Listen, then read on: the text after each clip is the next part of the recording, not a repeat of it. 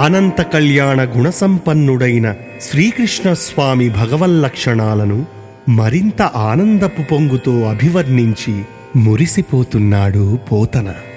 మనకు కూడా ఆ ఆనందాన్ని అందిస్తున్నాడు.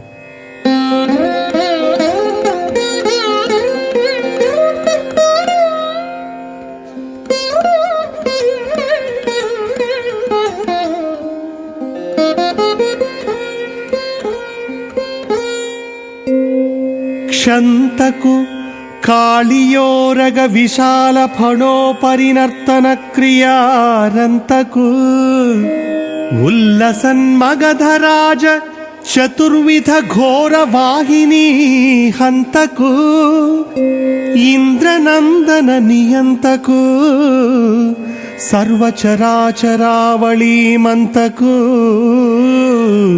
నిర్జితేంద్రియ సమంచిత భక్త జనానుగంతకు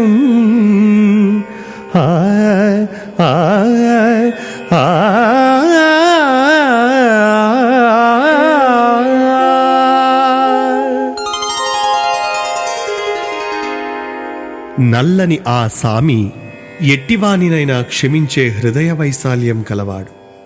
కాళియ సర్పరాజు విశాలమైన పడగల మీద నర్తనం చేయడం అనే పనిలో ఆనందించేవాడు. పొగరెక్కి మిడిసిపడుతున్న జరాసంధుని రథములు, ఏనుగులు, గుర్రాలు, కాలుబంటులు అనే 4 విధాలైన సేనలను రూపుమాపినవాడు. ఇంద్రుని కుమారుడైన అర్జునుని రథానికి సారథి అయినవాడు.